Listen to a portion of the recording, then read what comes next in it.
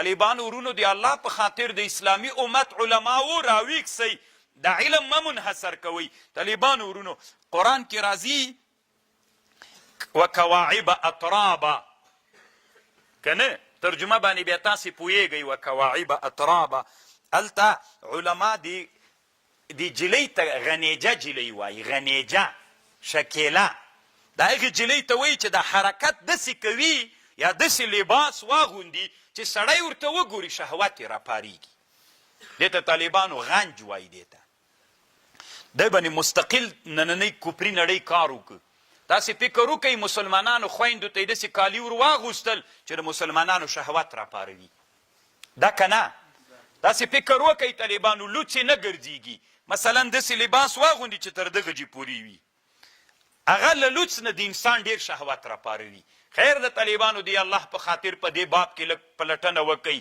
کفري نړۍ دومره مخته لاړله، مسلمانانو ته یې داسې لباسونه راوړاندې کړل چې هغه لباسونو باندې د مسلمانانو خپله ګناه ته هڅوي. کله کله طالبانو ورونو دا لباس سړی ګناه ته هڅوي. دا لباس ډېر تاثیر لري. طالبانو تاسې وایي چې تاثیر نه لرئ، ګوګوګان غوندې یې که نه. ګوره طالبانو یو طالب د دلته داسې ښه ځواني یم ده، داسې ښه خوندور ښه غټ سړی ده، خو دا غټ سړي ته طالبانو داسې ښه خطرناکه جمپر ور واغونده صاحبه، او داسې ښه خطرناک کمیس پرتوګ ورته وکړه، او داسې ښه خطرناکه قندارۍ او هلمندۍ څادر ور واغونده، او داسې ښه خطرناکه پاج نوی جدید ور واغونده، او صاحبه نو داسې یو خطرناکه ساعت ور په لاس که، او داسې خطرناکې تسبیح او ښه خطرناکه چپلکې بوټونه ور په سر. یاره دا طالب خو چې تر مدرسې ځي که نه طالبانو، نو څه رقم ته به رواني؟ رښتیا ووایي طالبانو، دا طالب به څه رقم ته رواني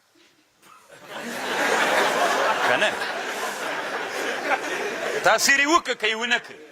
خو دغه طالب راواخله بېرته طالبانو دا کالي تر نه وباسئ، یو خیرن کالي زاړه کالي ور واغونده، او زړه شکېدلې بېدلې، او هغه بوټ څه ده هغه بوټ ور واغونده، او بیا صاحبه نو زوړ خیرن څادر ور په سر اوږه ور واچوه، ورته یې مدرسې ته لاړ شه طالبانو. نو څه رقم ته ځي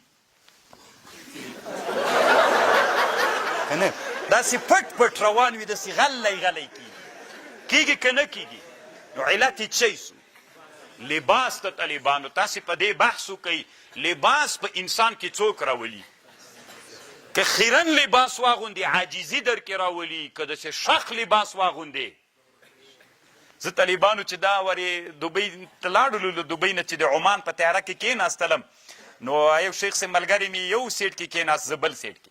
نو چې چا څنګ ته کېناستلم دلته دوه دانې عرب ناستو، نو زه درېیم کس ورغلم چې ورسره کېناستلمه، نو ما ته ویل الحمدلله علی هذا اللباس الشامخ ومن من افغانستان. وی الحمدلله. ستړي مسې را سره وکړه، وی داسې شخ لباس یې اغوستی که نه، پګړۍ وه داسې کالي ول. نو ما ته ویلي وی الحمدلله هذا اللباس الشامخ، داسې شخ لباس یې اغوستلی وي. کوم جی مې افغانه یم.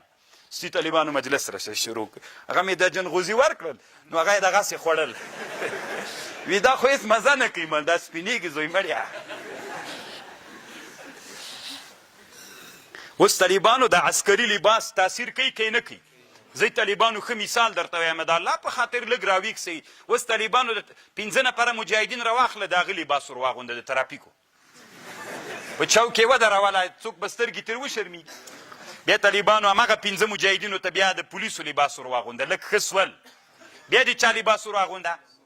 بیا طالبانو د ودرېږه اردو ته یې ور راورسېږئ، بیا تر نه وباسه، بیا د اردو لباس ور واغونده، که نه د وزارت دفاع. بیا نور طالبانو بیخي ښه سول. خو دا لباس چې تر وباسې، بیا هغه لکه رازه که نه استخبارات ولاړ دي.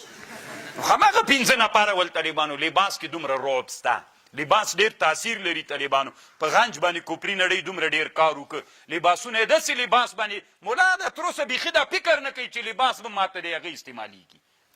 نو الله عز وجل دې موږ په حال باندې رحم وکړي. طالبانو که غواړئ چې نن اسلامي امت وژغورئ، ژغورل یې په دې طریقه باندې کېږي چې قاضي یو څه وخت څنګ ته که ورته یې بس ته تا سره مو ډېره مینه وکړله. نن به لږ نورو کتابونو ته مراجعه وکړو چې موږ د کفري نړۍ په دسیسو باندې د نن عصر په حالت کې خبر شو. لباس داسې لباس چې ما شهوت ته هڅوي هغه لباس چې د ما شخ شامخ لباس هغه له منځه وړل کېږي